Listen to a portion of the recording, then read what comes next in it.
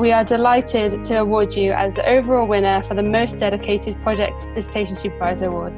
So can everyone give a big round of applause to Patric? Unmute your mics. Thank you.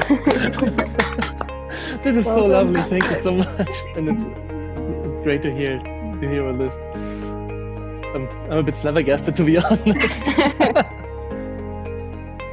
We are delighted to award you the Faculty of Arts, Humanities and Business winner for the Most Dedicated Project and Dissertation Supervisor Award. Oh,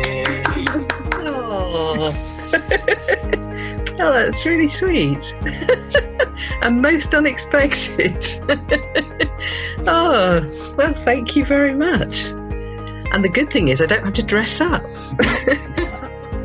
We are delighted to award you as the Faculty of Science and Engineering winner for the Most Dedicated Project Supervisor Award. Woo! Congratulations. Thank you very much indeed. I'm very humbled. You know, it's